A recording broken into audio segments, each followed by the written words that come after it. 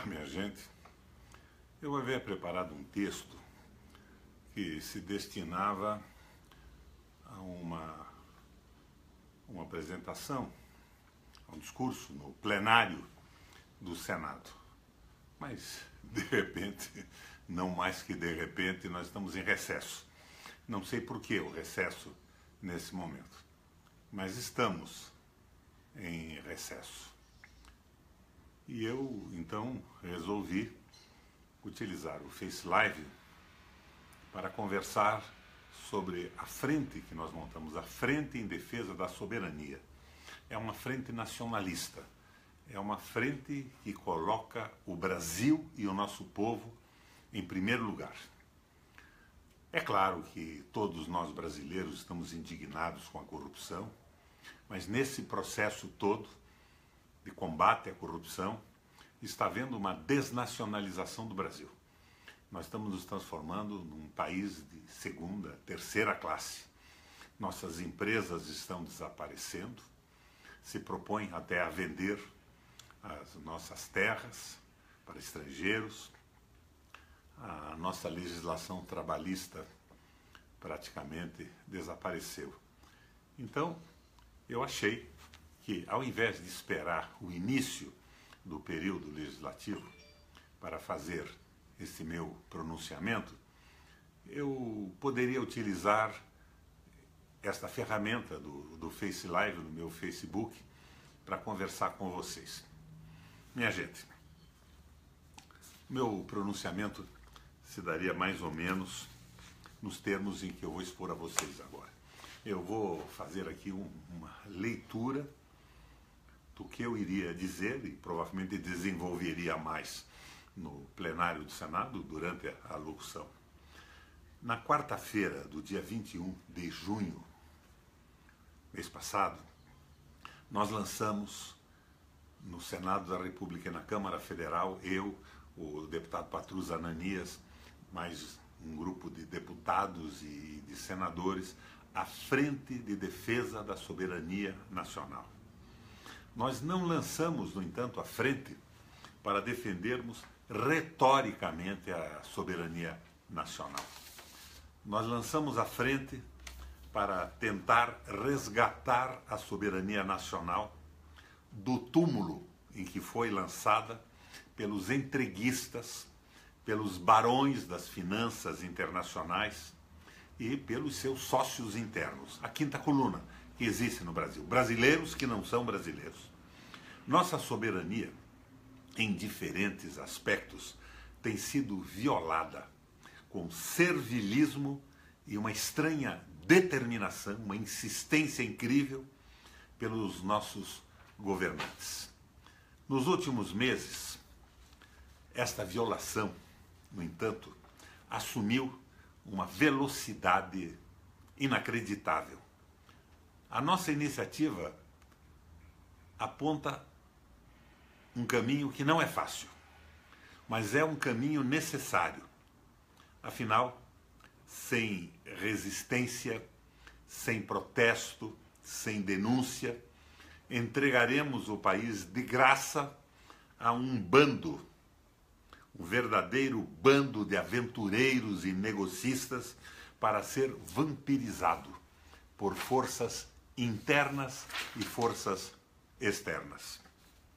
Facções que há décadas e agora com cada vez maior apetite se dedicam a pilhar as riquezas e o sangue dos trabalhadores brasileiros voltam organizadas à frente do governo.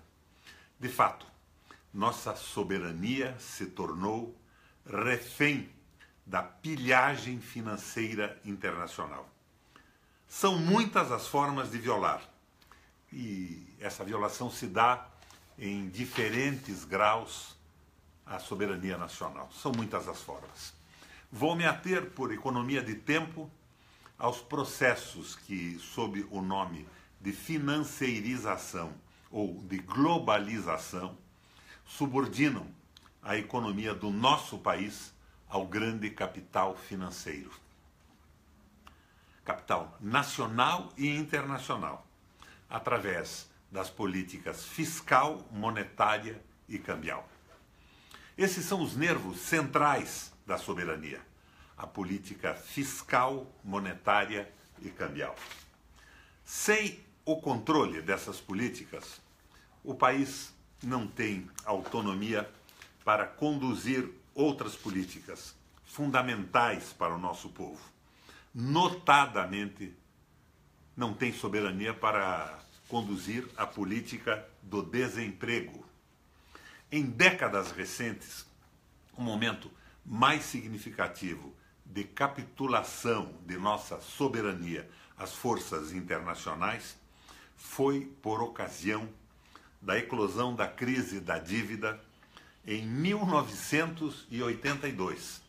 Vejam, eu estou indo lá atrás, não estou fazendo sectariamente uma responsabilização focada, localizada nesse grupo terrível que toma conta do governo agora. Houve, em 1982, uma explosão dos juros básicos para mais de 20% anuais, por decisão unilateral do Federal Reserve norte-americano, o Banco Central norte-americano. As taxas de aplicação para a rolagem da nossa dívida externa quase atingiram 30%. Mas em lugar de decretar uma justa moratória soberana para preservar uma política econômica de crescimento, as autoridades brasileiras sacrificaram o crescimento para evitar a moratória e supostamente para pagar a dívida. Foi uma política autofágica, pois não se paga a dívida sem aumento de renda. Como é que você pode pensar em pagar uma dívida sem aumentar a renda do país? Do contrário, os juros custarão o empobrecimento inexorável da classe trabalhadora. Entretanto, nesse período, a visão que prevaleceu foi a oposta, a de que teria que ser feito um forte reajuste fiscal para servir a dívida. Sacrificou-se desta forma a soberania, o crescimento e o bem-estar. E o que tem feito? É o que tem feito a Grécia e a Europa na área do euro, desde o início da crise de 2008. Eu estou tendo alguns problemas aqui com o Face Live, que eu esqueci de desligar a entrada de ligações telefônicas. E quando chega uma ligação, eu tenho uma interrupção. Eu não quero interromper tudo para modificar isso, porque eu quebraria a lógica do texto que eu estou apresentando a você. Mas vamos lá. É o que tem feito a Grécia e a Europa da área do euro, desde o início da crise de 2008. É o que faz o Brasil com as chamadas reformas e com a emenda 95 do congelamento dos gastos. Tivemos um breve período de soberania fiscal e monetária no período do Plano Cruzado. Um breve momento. E disso resultou um inacreditável crescimento de 8% em 1986, que jamais foi aceito pela parte mais vocalizadora da burguesia financeira nacional, insatisfeita, tremendamente insatisfeita com a queda dos juros. Outro surto de crescimento foi em 2009, mediante uma política de suporte à demanda e ao investimento. Aí já foi a política do governo Lula. Já sem o peso das restrições externas, esse período rendeu um crescimento de 7,5%. Antes, no governo Itamar, realizou-se em relação à dívida aquilo que todos os progressistas exigiam, a saber, um acordo da dívida externa em bases não convencionais, com o rebate parcial dela. Entretanto, o acordo da dívida, tendo representado algum alívio para os bancos estrangeiros, entregaram os anéis, mas preservaram os dedos.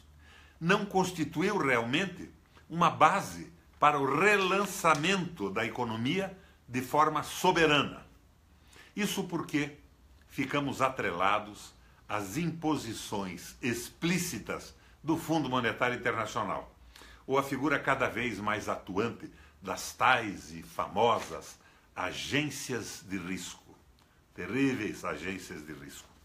Essas agências, progressivamente, na medida em que o país escapava dos constrangimentos de balanço, de pagamentos e das garras do fundo, se apresentavam como um feitor vigilante das políticas econômicas internas, as políticas fiscal e monetária restritivas com os ajustes sucessivos.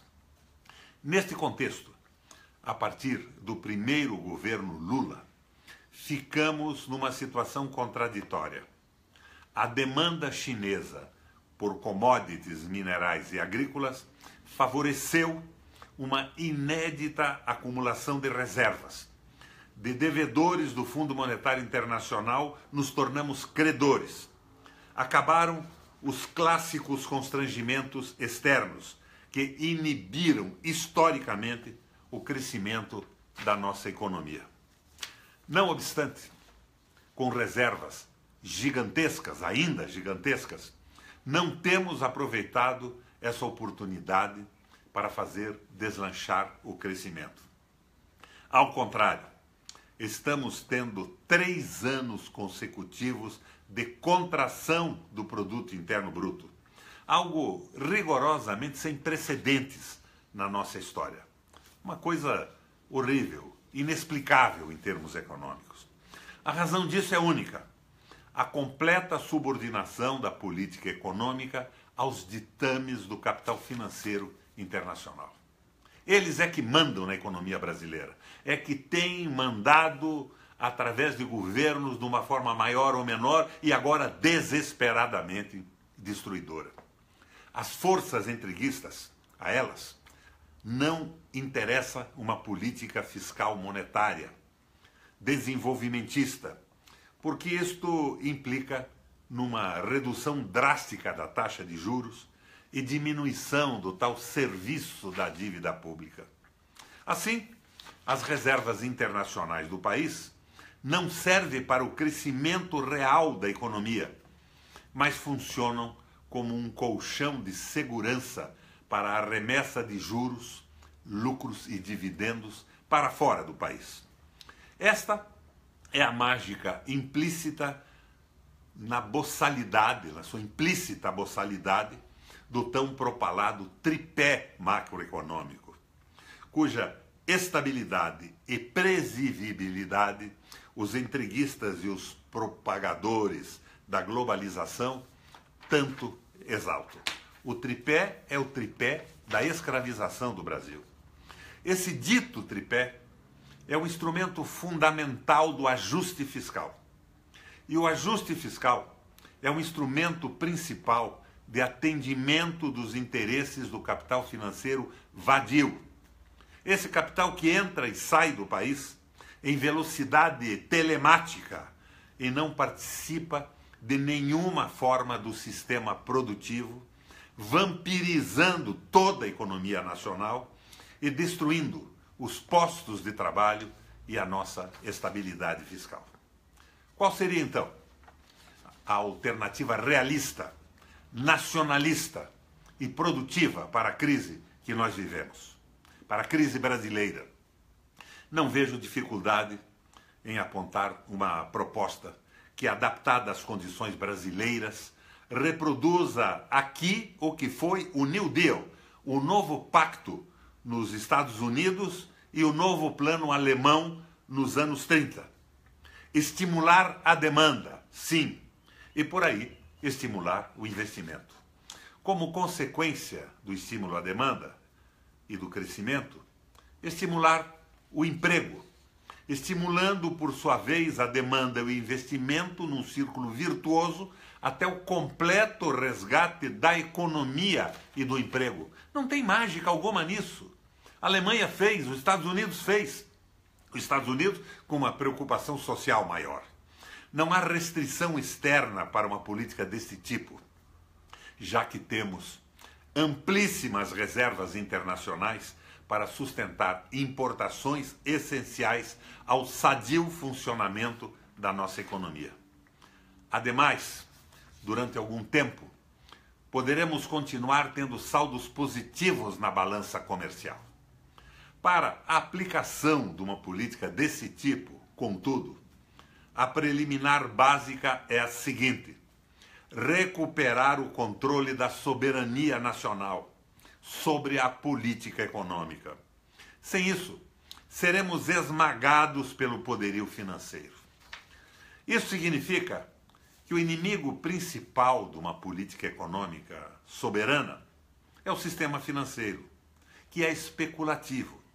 Temos um grande aliado, o maior aliado moral que poderíamos ter, o Papa Francisco.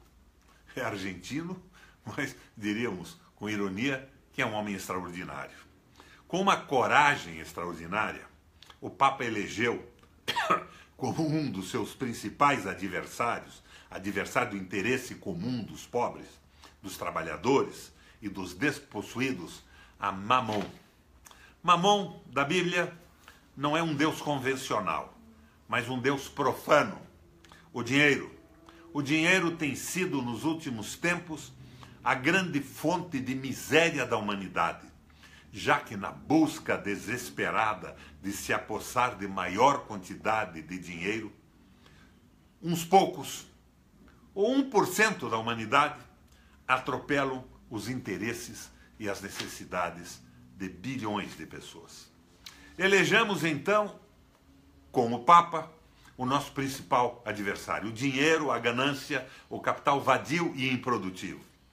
Claro que não estou falando de relações financeiras normais, como o financiamento à produção e ao comércio, com taxas razoáveis, algo que, na verdade, praticamente não existe hoje no Brasil.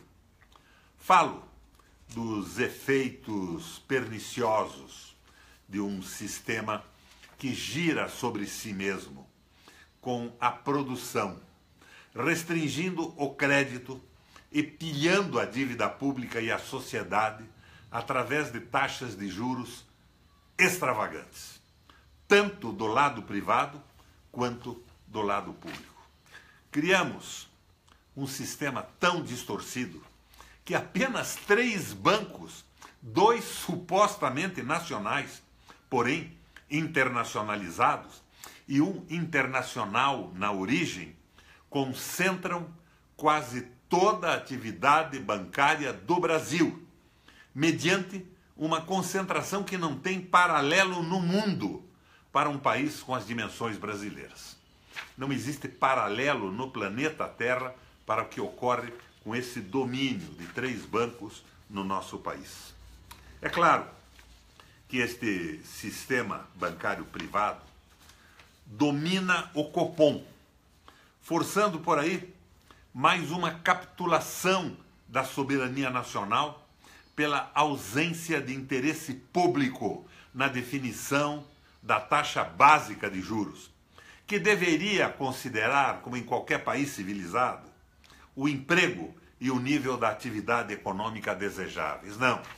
O Copom se preocupa só com o lucro do raio dos bancos e dos rentistas que comandam a economia no Brasil e no mundo. Isso, contudo, espero ver tratado mais profundamente pela recém-instalada Frente em Defesa dos Bancos Públicos, presidida pelo meu amigo senador Lindbergh Farias. Entretanto, o crime mais audacioso que se comete contra a soberania nacional, em termos concretos, desde a sanha privativista ou privatista do governo Fernando Henrique, é a privatização fatiada da nossa Petrobras. Não se supunha que algum governo se atrevesse a tanto, em qualquer tempo, e da forma arbitrária como tem sido feita a privatização fatiada. Não falo do ícone nacional que é indiscutivelmente a Petrobras. Isso poderia ser relegado a sentimentos românticos. Falo, sim, da intenção de destruir um instrumento consolidado de afirmação da nossa soberania energética brasileira, em favor do capital estrangeiro predatório. Privatizam até os dutos de gás que servem à empresa, ou seja, estão desintegrando uma empresa num setor em que a integração industrial é absolutamente vital. Reverter isso será uma das prioridades do referendo revogatório que pretendemos convocar em algum tempo. Como conclusão, é impossível deixar de mencionar o crime ainda mais grave à soberania, como a privatização da água, minha gente, e de sistemas de abastecimento de cidades, assim como a venda indiscriminada de terras na Amazônia para estrangeiros. Querem acabar com tudo que nos dá ideia de Brasil. É o hino nacional cantado às avessas. É uma quadrilha destruindo a dignidade e o sentimento de pátria que nós brasileiros possuímos. Neste caso, o propósito, supostamente, é aprofundar a política em curso de congelar o Brasil como um grande produtor de commodities, minerais e agrícolas. Sem indústria, sem tecnologia, perdido na globalização e sem uma âncora econômica, que é a âncora dos nossos minérios, do petróleo e até da nossa fantástica agricultura que pretende ser vendida para estrangeiros do mundo inteiro. A concentração de qualquer país na produção e exportação de commodities, como sabemos secularmente, é deixá-lo ao sabor do mercado internacional. Também, nesse caso, capitulando no que diz respeito à soberania. A agricultura entregue aos estrangeiros, terras vendidas sem limite. A prevalecer essa política, seremos, no futuro, uma pátria virtual. Ou seja, uma irrelevante pátria que não é dona, ao menos, do seu território. Somos nacionalistas. Entendemos soberania nacional como um meio de promover os interesses de nosso povo. Não é uma coisa abstrata. É a promoção dos interesses do nosso povo. Temos que arrancar das mãos da direita a bandeira nacional, pois na forma com que tem sido empunhada por ela, exclusivamente, está nas mãos das classes dominantes. É uma contrapartida nacionalista que não leva em conta as necessidades e os direitos da população. Isso nos leva à degradação financeira, à degradação dos direitos civis e ao fascismo. A promoção do nacionalismo popular se confunde com a busca de um estado de bem-estar social que atenda a todos. Um estado de bem-estar social que atenda a todos solidariamente. O empresariado produtivo é bem-vindo à Frente Nacionalista, assim como os grandes movimentos civis dos trabalhadores, das mulheres, dos jovens, dos profissionais liberais. Todos são bem-vindos. Temos consciência das dificuldades que enfrentaremos e das tentativas de nossa desqualificação, mas a percepção do domínio quase absoluto da financiarização especulativa sobre a nossa economia e a nossa sociedade facilitará no encaminhamento dessas lutas. Isso tem que ser esclarecido. O povo brasileiro tem que ter consciência do domínio do capital financeiro sobre os interesses e os direitos sociais. O nacionalismo que propomos não se confunde absolutamente com a xenofobia, o estúpido ódio ao estrangeiro, porque isso contraria a essência dos valores históricos de uma sociedade aberta ao mundo, como é o nosso caso. O nosso Brasil tem uma sociedade aberta ao mundo. Contudo, rejeitamos a subserviência ao capital financeiro dos centros hegemônicos que manipulam a seu favor o conceito de globalização e escravizam por esta via os demais países. A globalização hoje é o domínio do capital financeiro, o imperialismo do dinheiro vadio.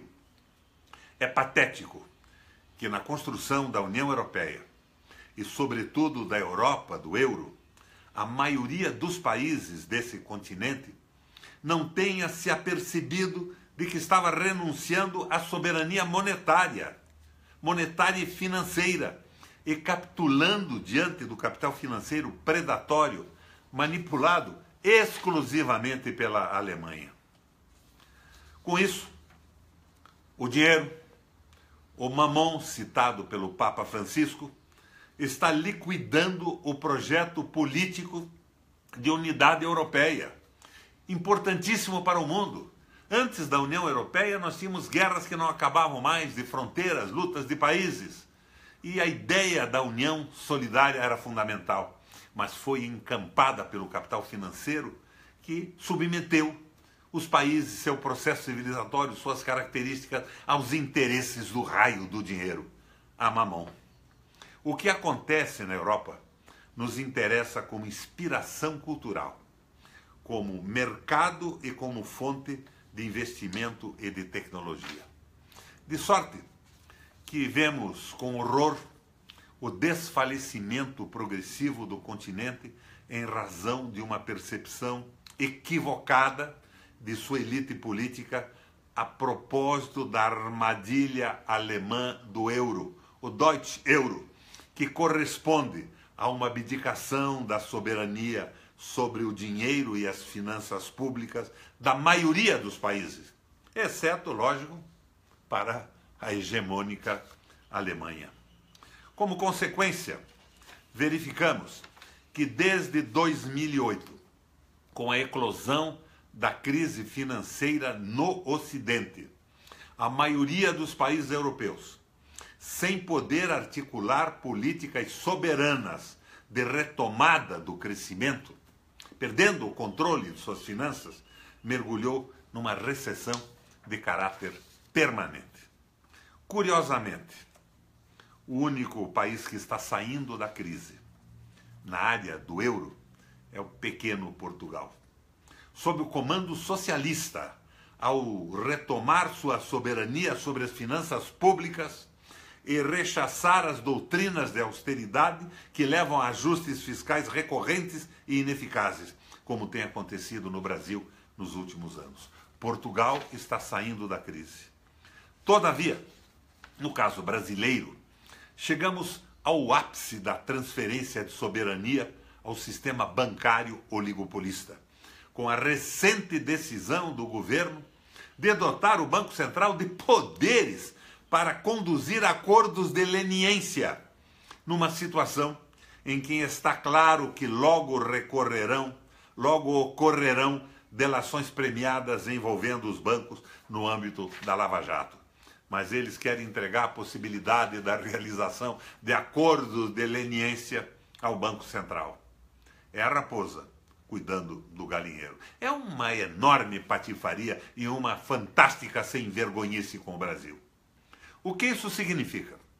Significa que, sendo o Banco Central uma entidade capturada pelo sistema bancário privado, ele tratará de amortecer ou mesmo esconder as denúncias contra os bancos, já que é óbvia a participação do setor financeiro no vasto repertório de corrupção do sistema partidário brasileiro. Um potencial infinito, muito maior que o das construtoras ou frigoríficos, de lavar dinheiro, de mascarar doações ilegais a partidos políticos. Sem os bancos, nada disso poderia ter sido realizado, nem pelas construtoras, nem por empresa alguma. Por fim, a recuperação da soberania nacional, tendo em vista o vasto contexto de corrupção em que estamos, implica que se faça uma varredura completa de todas as instituições da República. De todas. Porque eu não acredito, e você que está me ouvindo aí no Face Live, não acredita que o Judiciário, o Ministério Público tenham ficado fora desse processo de corrupção, pelo menos por parte de alguns de seus membros. Não faria nunca a condenação absoluta, como não faço a condenação absoluta dos parlamentares. Ainda existe gente decente no parlamento brasileiro. Do contrário, a soberania será entregue pelos vendilhões da pátria a forças antinacionais, ou simplesmente corruptas, em detrimento do interesse nacional, aliás, como já está acontecendo.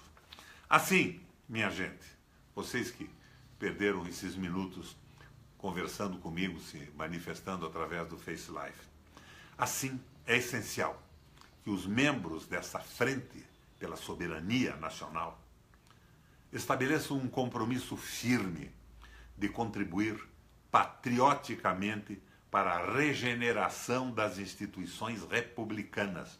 Res pública, o Estado que é de todo cidadão.